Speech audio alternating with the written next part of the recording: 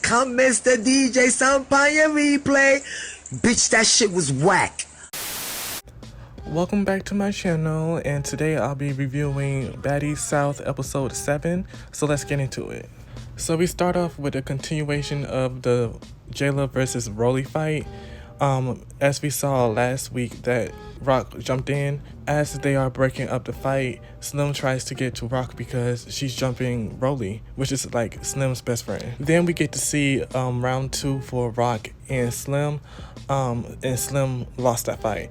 I kind of had faith in Slim. I thought Rock caught her off guard or something, but Slim was looking right at her and she still lost. While Rock is walking away after their fight, Slim runs like a fucking track star.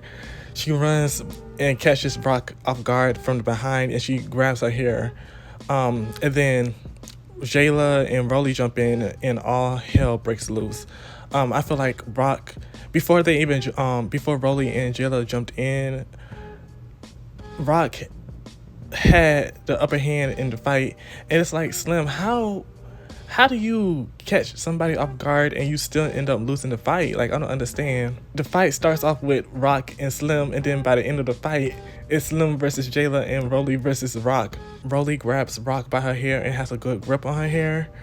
And then they break it up. Rock is on the floor, and then Slim is trying to kick Rock. While everybody's fighting, you can hear Natalie in the background yelling, "Stop, please stop." And she's acting like she's so stressed out. And it's like, Natalie, this is exactly what you wanted. You know you want this. Like, Natalie is living for this in her, like, low-key. She's just trying to make it seem like she doesn't want it to happen right now. Now everybody is broken up, and everybody, Jela, Slim, Rolly, and Rock, they are going back and forth with each other. Then we have Natalie in the back saying that they need to stop and calm down because the sheriff is their next door neighbor and she doesn't want anybody to go to jail in Charlotte. Rock tries to get to Rolly and Slim, but the security guards, they block her, so she goes behind the house to the lake just to cool off or have like a moment to herself. Basically, we have Rock in the backyard, Slim and Rolly in the dining room talking shit, and then Jela's in the Sprinter. Jela is in the Sprinter van talking her shit about the fight. I feel like if anybody is going to talk shit after what just went down, I feel like it should be Rock and Jela because they actually won. Rock finally makes her way back to the front of the house where the Sprinter vans are. Rock is walking up. She's walking around the lawn in the driveway saying, "Who wants another round? Who wants it? I'm ready. I'm not leaving till somebody give me another fade." While Rock is doing all of this, Jela gets off the van and takes Rock around the van. Jela doesn't want any cameras over there because she's trying to calm Rock down, and I guess she feels like the cameras are, antagonizing her. Like, I never understand when people be like, turn off the cameras or something like that. Like, girl. Rock goes up to Natalie and she asks her, like, what's good with you? Like, what type of time are you on? Natalie says she doesn't want any problems and stuff like that. And then here comes Jela in a confessional calling Natalie messy, and she throws the rock and hides her hands.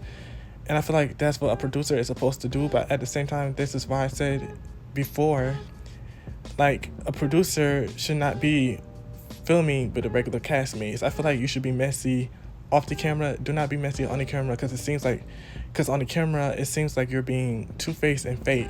At the same time, Jela does not have any room to talk because I feel like Jela was right there with Natalie being messy and starting shit. We probably did not see it on the cameras, but I'm pretty sure you talk to Natalie every day and y'all are so close. I'm pretty sure that you was being messy and trying to do little slick shit too behind the scenes. Natalie goes into the house to check on Slim and Rolly.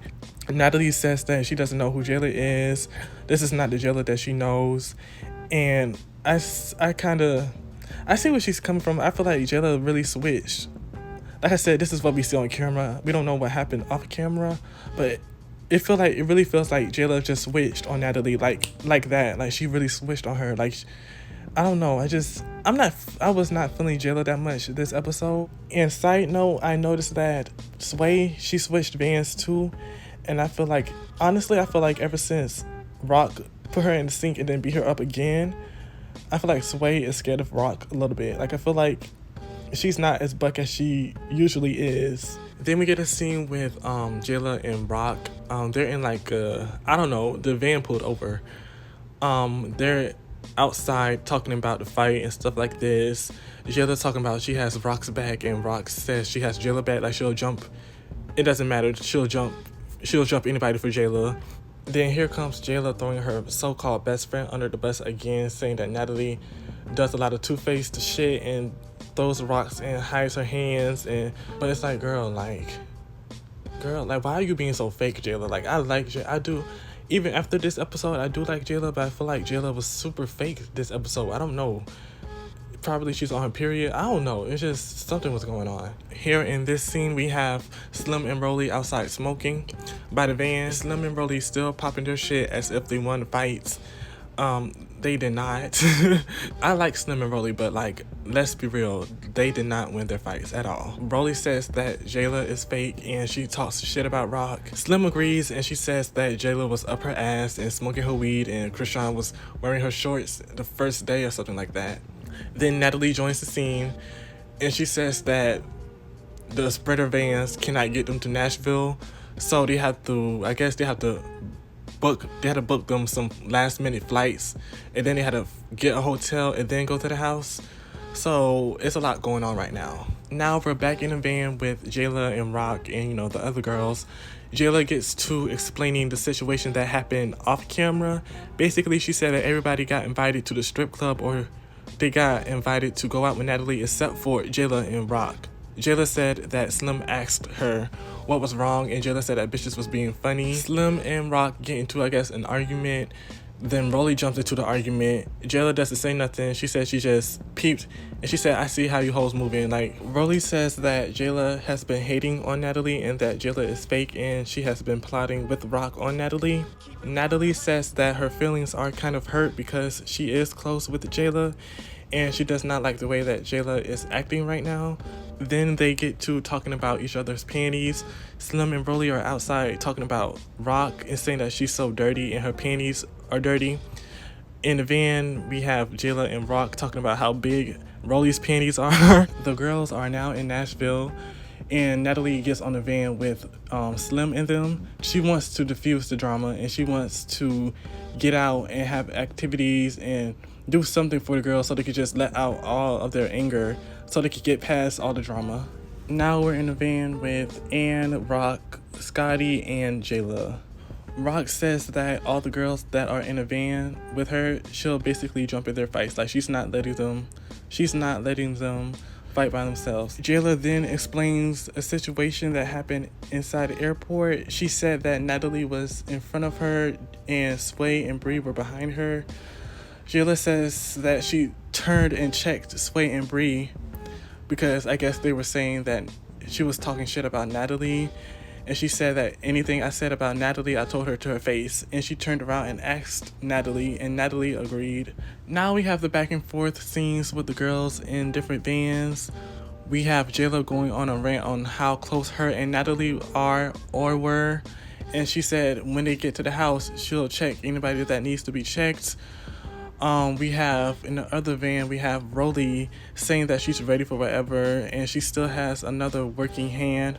So basically, all the girls are on go at this point. The girls finally get to the house, and they have a standoff, basically.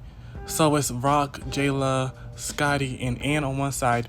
Then we have Natalie, Rolly, Slim, Sway, and Bree on the other side. Natalie says that they have a whole bunch of activities lined up and they probably won't be able to do those activities because of the drama that's happening with the girls. Then she says that the house basically is two houses, and I feel like that could not have came at a better time. Natalie asked Jela, why are you looking at me like this? Because Jela was making faces while Natalie was talking.